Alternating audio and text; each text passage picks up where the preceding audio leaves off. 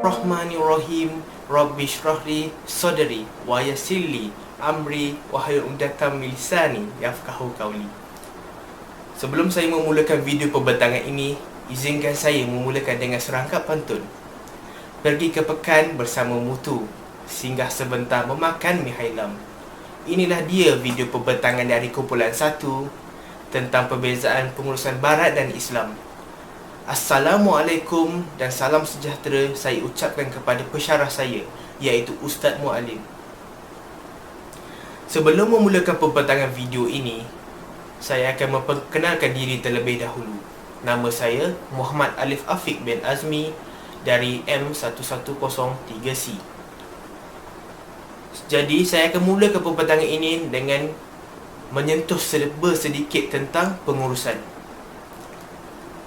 Secara amnya, pengurusan merangkumi aspek penyelarasan dan perancangan mengikut kaedah-kaedah yang tertentu bagi menyelesaikan sebuah masalah atau mencapai matlamat yang telah ditetapkan oleh pemimpin di dalam sebuah organisasi.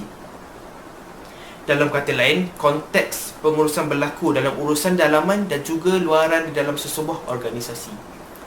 Terdapat beberapa contoh pengurusan, iaitu pertamanya sistem pengurusan Islam.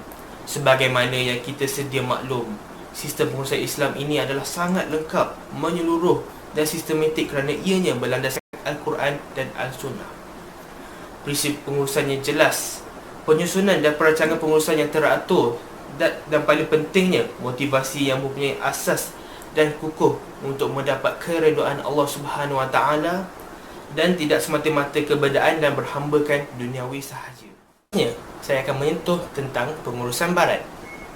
Pengurusan Barat ini lahir kerana wujudnya falsafah ekonomi rasional yang mana ia bergantung kepada kemampuan akal semata-mata, di mana penekanan ini ia menjurus ke arah memaksimumkan produktiviti, kualiti dan keuntungan.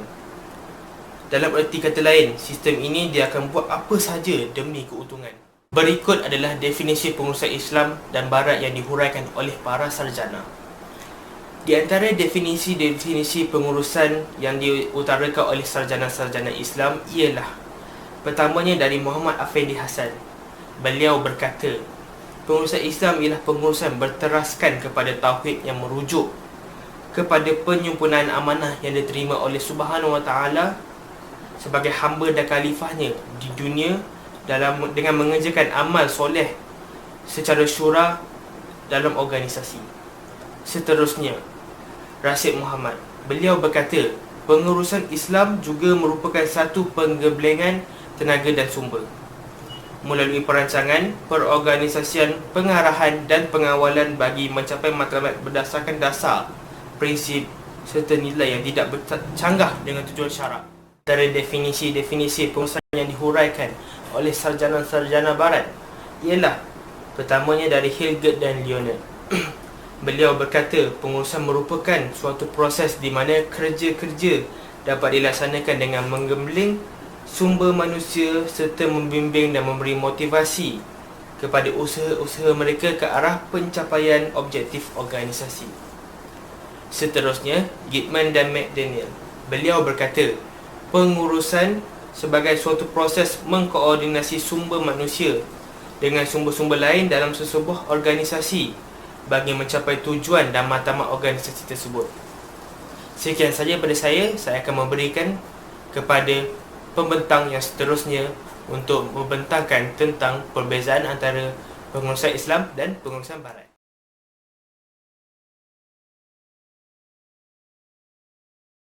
Wabarakatuh. Pertama sekali saya ingin mengucapkan terima kasih kepada Ustaz Mualim kerana memberi saya peluang untuk membuat video pembentangan dalam menyelesaikan tugasan kumpulan kami. Tugasan kumpulan kami ialah perbezaan pengurusan Islam dan Barat. Okay. Nama saya Muhammad Zain bin Azimi. Saya telah diberi soalan yang telah disusun oleh ahli kumpulan saya, iaitu pengurusan Islam untuk mencapai kejayaan dunia dan akhirat yang berkonsepkan Al-Quran dan Sunnah, serta cara memaksimumkan pengurusan Barat. Okay, pertama sekali saya ingin memberi penerangan mengenai pentadbiran dan pengurusan. Pengurusan adalah satu aktiviti perancangan dan pergerakan atau panduan oleh sesuatu perusahaan atau organisasi berhubung dengan segala kaedah-kaedah, peraturan-peraturan, tanggungjawab dan tugas-tugasan kaki tangan tersebut. Manakala pentadbiran ialah satu proses mengumpul dan menggunakan segala kemudahan-kemudahan sumber dan punca keluaran manusia, kebendaan dan apa sahaja untuk mencapai arah tuju yang telah ditetapkan oleh organisasi. Islam menitik beratkan pengurusan dan pentadbiran yang seimbang dan adil. Oleh itu Islam telah menetapkannya di dalam Al-Quran dan Sunnah. Al-Quran diturunkan oleh Tuhan Yang Maha Esa, manakala Sunnah disampaikan oleh Rasulullah SAW. Terdapat banyak dalil-dalil yang telah diturunkan oleh Allah Subhanahu Wa Taala untuk umat Islam mengambil sebagai panduan untuk menguruskan pentadbiran. Antara contoh dalilnya ialah bertanggungjawab dalam melaksanakan tugasan. Firman Allah Subhanahu Wa Taala yang bermaksud, sesungguhnya Allah menyuruh kamu supaya menyerahkan segala jenis amanah kepada ahlinya yang berhak, dan apabila kamu menjalankan hukum di antara mereka, Allah menyuruh kamu menghukum dengan adil. Sesungguhnya Allah dengan surahnya itu memberi pengajaran yang sebaik-baiknya kepada kamu. Sesungguhnya Allah sentiasa mendengar lagi sentiasa melihat. Surah An-Nisa ayat 58. Surah ini menunjukkan bahawa Allah SWT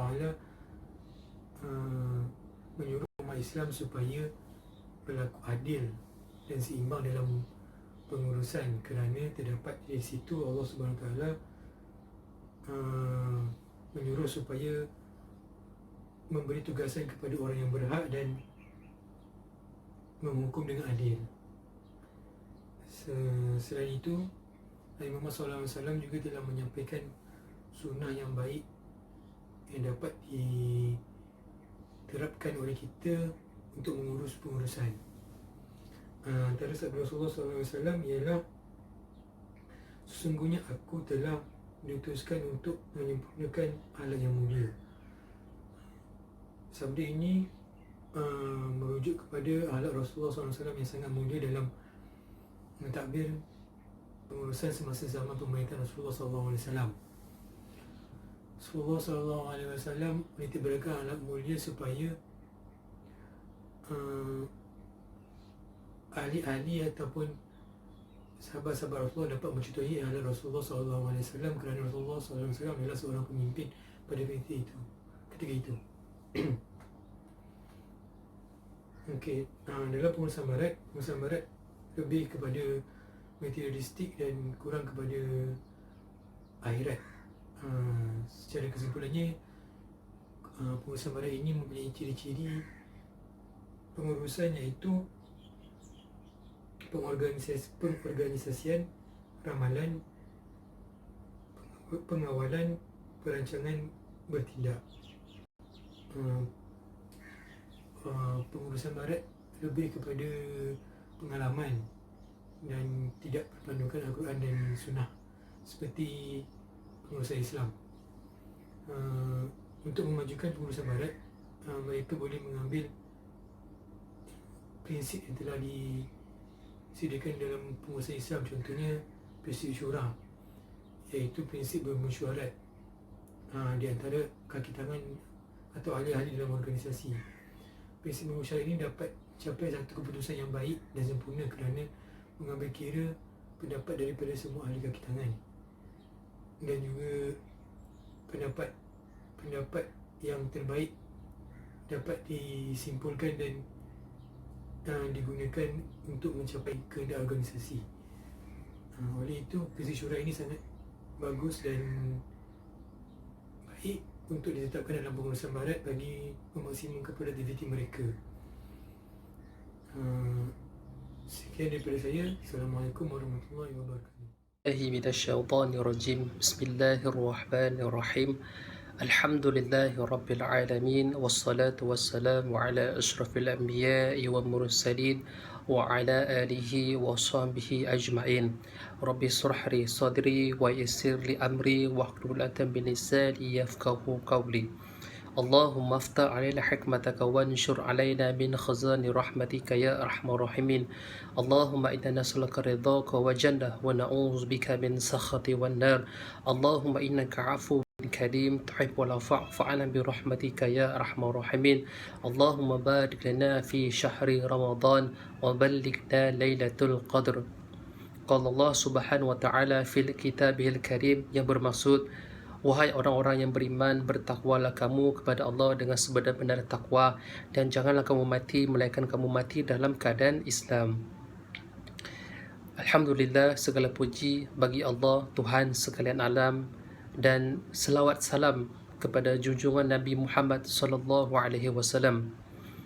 Yang saya hormati, yang saya sanjungi, Ustaz Mualim bin Muhammad Bakri, pensyarah bagi subjek 263 bagi subjek CTU. Seterusnya sahabat-sahabat sekalian yang saya sayangi sekalian. Pada hari ini saya akan membentangkan suatu kerja khusus yang telah ditugaskan oleh Ustaz Mualim kepada kumpulan kami yang bertajuk Pengurusan Islam dan Barat Satu Perbandingan. Bismillahirrahmanirrahim. Baiklah, saya akan sambung berkenaan dengan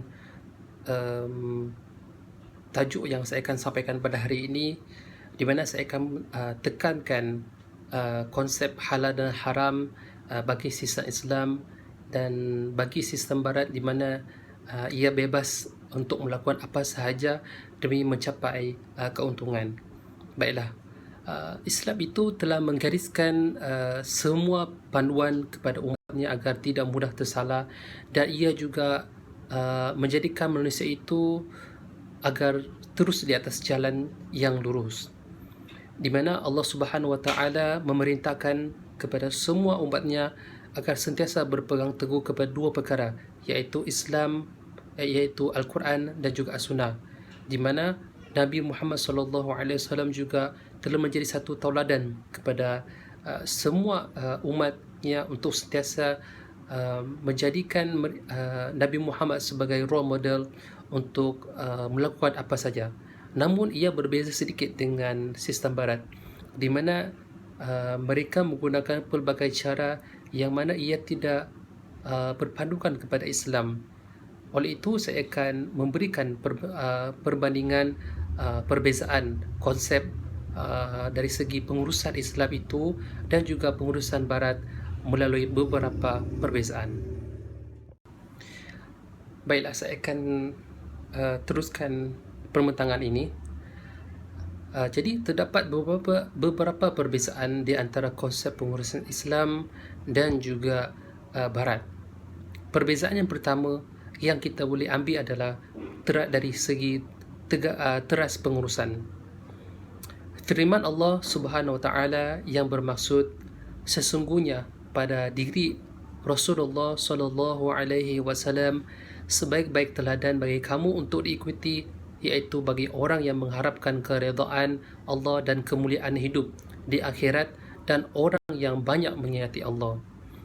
Dalam ayat ini Allah telah memberi satu peringatan kepada semua manusia bahawa Nabi Muhammad SAW merupakan satu contoh yang baik, di mana dalam menguruskan pelbagai perkara kita menjadikan Nabi Muhammad SAW sebagai role model ataupun ikutan bagi kita semua.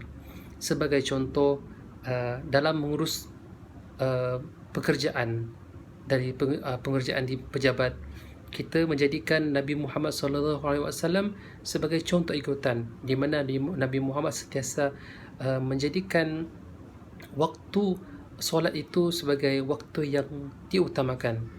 Sebagai contoh, seandainya kita sedang bermesyuarat di dalam pejabat, sekiranya waktu masuk solat telah pun tiba, kita hendaklah sentiasa menunaikan solat itu di awal waktu. Itu juga harus dicontohi kepada semua umat Islam agar ia menjadi satu ancaman paradigma bagi mereka. Namun, terdapat beberapa perbezaan di mana teras pengurusan bagi fahaman barat, di mana ia menjadikan fahaman dualisme sebagai medium teras pengurusan mereka. Persoalannya, kenapa mereka menggunakan fahaman dualisme sebagai medium mereka? Jawapannya adalah kerana mereka tidak meletakkan agama Islam itu sebagai satu teras kepada mereka, di mana ada mereka yang mengadut agama lain. Mereka menjadikan fahaman tersebut sebagai satu teras untuk meletakkan pekerjaan mereka di hadapan pengurusan Islam. Baiklah, bagi perbezaan yang kedua adalah dari segi sumber. Bagi pengurusan Islam ataupun sumber Islam, kita mempunyai dua perkara, iaitu Al-Quran dan As-Sunnah. Seperti mana dari Malik radhiyallahu anhu, sesungguhnya Nabi Muhammad sallallahu alaihi wasallam bersabda, "Aku tinggalkan kepada kalian dua perkara dan kalian tidak akan sesat selama-lamanya, iaitu berpegang teguhlah dengan kedua, iaitu Kitabullah dan Sunnah Nabi." Dalam perkara ini ataupun dalam konteks ini, Nabi Muhammad sallallahu alaihi wasallam telah menggariskan bahawa seandainya manusia itu hendak berjaya ataupun hendak berjaya dari segi apapun, mereka perlulah berpegang kepada dua perkara, iaitu Al-Quran dan As-Sunnah. Mengapakah mereka perlu memegang Al-Quran dan As-Sunnah sebagai satu teras? Jawapannya adalah Al-Quran telah mengajar kita, ataupun isi Al-Quran telah banyak konteksnya untuk memberi fahaman kepada manusia bagaimana kita untuk meneruskan hidup di bawah keredaan Allah Subhanahu Wa Taala. Dan bagi hadis ataupun As-Sunnah, kita boleh mempelajari semua perkara itu daripada Nabi Muhammad SAW melalui hadis-hadis yang diriwayatkan oleh para sahabat, dan kita boleh menjadikan ia sebagai satu teladan dan juga petunjuk bagi umat-umat terkini.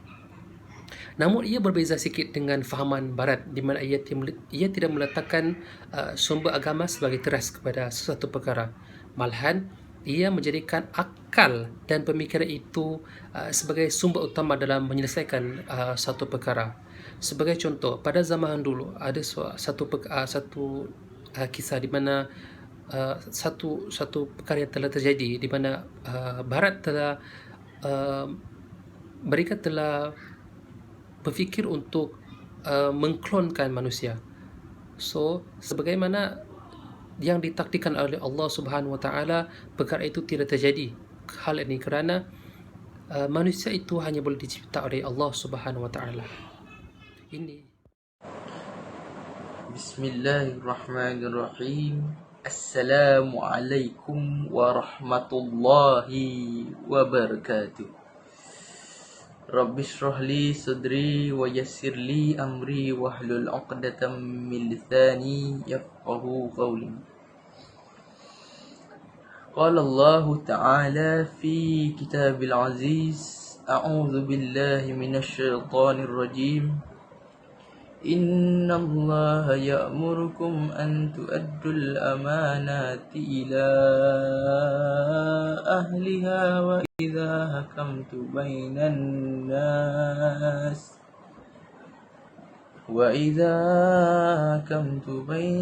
nas an tahkumu bil 'adli. Inna Allah ni'ma yu'idukum bih. Inna Allah kana sami'an basira. Sadaqallahul azim. Maksudnya, sesungguhnya Allah menyuruh kamu supaya menyerahkan segala jenis amanah kepada ahlinya, yakni yang berhak menerimanya. Dan apabila kamu menjalankan hukum di antara manusia, Allah menyuruh kamu menghukum dengan seadil-adilnya. Sesungguhnya Allah dengan suruhannya itu memberi pengajaran yang sebaik-baiknya kepada kamu. Sesungguhnya Allah Maha mendengar lagi Maha melihat. Al-Quran adalah kitab suci agama Islam yang merupakan wahyu Allah Azza wa Jal yang diturunkan kepada Nabi Muhammad sallallahu alaihi wasallam, yang dibawa malaikat Jibril dengan lafaz dan makna yang benar. Al-Quran menjadi panduan bagi umat manusia dalam kehidupan mereka untuk mewujudkan keselamatan, kedamaian, kesejahteraan hidup di dunia dan di akhirat. Al-Quran merupakan panduan yang sudah tentunya mengajarkan beberapa hal yang penting dalam kehidupan setiap Muslim. Antara konsep yang diajarkan di dalam Al-Quran adalah keadilan. Adalah fitrah bagi manusia untuk menginginkan keadilan. Ia adalah salah satu nilai asas yang dijadikan sebagai ukuran ketamadunan, ketinggian akal dan kesempurnaan moral sesebuah kaum. Konsep keadilan dari perspektif Islam dapat dilihat pada penggunaan lafaz adil, yakni berasal daripada perkataan Arab al-adlu, bermaksud keadilan. Keadilan secara teknikalnya memberi makna memberikan hak kepada orang yang berhak dan meletakkan sesuatu kena pada tempatnya. Berlaku adil adalah satu kewajipan yang dibebankan kepada setiap Muslim, dan ia adalah salah satu asas hukum bermuamalat dalam Islam, baik dari segi pemerintahan, kehakiman, perniagaan, pernikahan dan segala yang mencakupi kehidupan umat manusia. Allah menyuruh orang yang beriman supaya berlaku adil apabila menjalankan urusan di antara manusia. Dalam firman-Nya yang bermaksud, sesungguhnya Allah menyuruh kamu supaya menyerahkan segala jenis amanah kepada ahlinya. Dan apabila kamu menjalankan hukum di antara manusia, hukumlah dengan adil. Surah An-Nisa ayat 58. Rasulullah sallallahu alaihi wasallam bersikap adil pada diri sendiri dan ahli keluarga baginda. Baginda tidak mengamalkan prinsip memilih bulu atau kronism. Itulah ketegasan Nabi sallallahu alaihi wasallam dalam menegakkan hukum, hatta pada orang yang paling disayangi baginda sallallahu alaihi wasallam. Selain itu, setiap orang yang terlibat dalam kehidupan rumah tangga, mereka memiliki hak di samping kewajipan yang harus diperoleh dan dilaksanakan dalam mewujudkan kedamaian, keharmonian dan kesejahteraan rumah tangga. Suami sebagai ketua keluarga berkewajipan memenuhi keperluan isteri dan anak-anaknya sesuai dengan kemampuannya, dan isteri pula berkewajipan mendidik dan membesarkan anak-anak suami menurut kemampuannya juga. Allah mengatakan tidaklah diberatkan seseorang melainkan menurut kemampuannya. Selepas menerangkan peranan suami dan isteri, Allah menunjukkan keadilan dalam meletakkan kadar pada tanggungjawab kerana manusia mempunyai kemampuan yang berlainan dari segi kewangan dan kekuatan fizikal dan mental.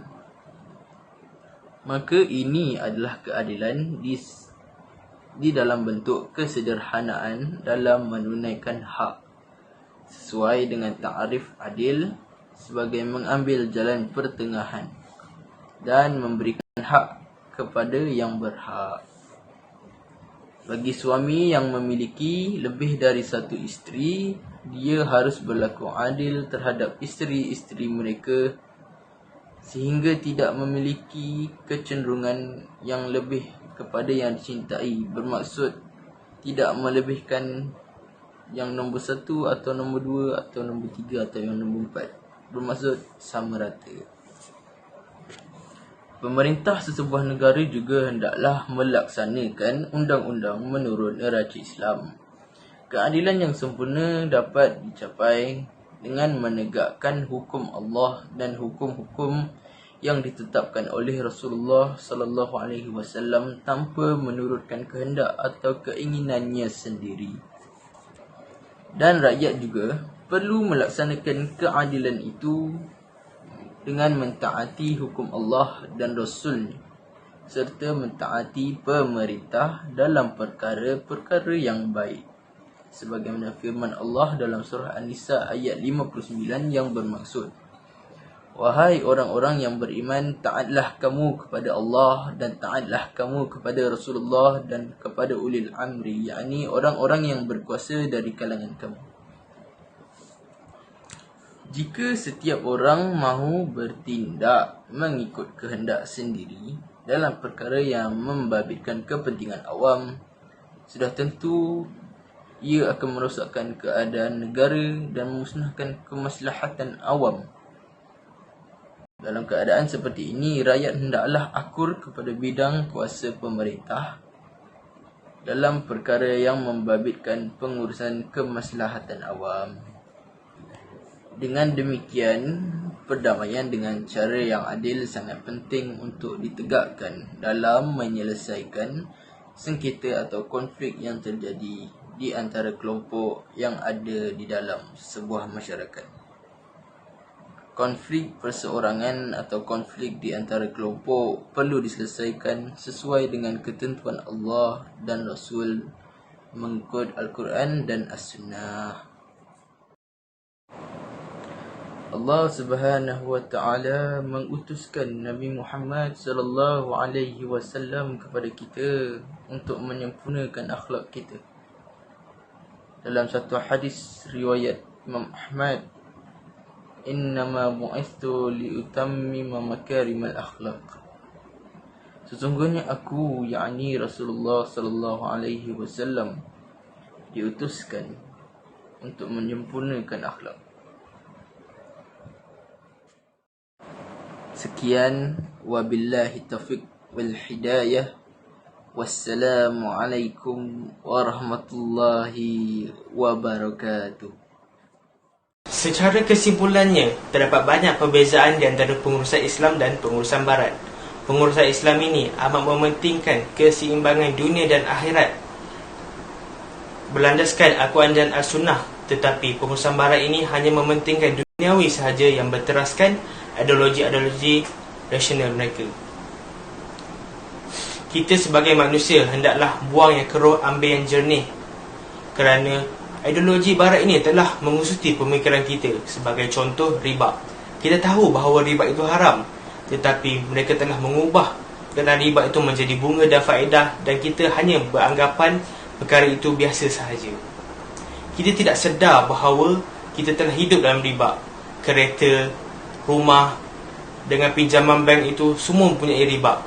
Semoga kita dijauhi daripada perkara ini dan mendapat keredaan Allah Subhanahu Wa Taala. Sekian sahaja pembentangan kami. Wabillahi taufiq wal hidayah. Wassalamualaikum warahmatullahi wabarakatuh.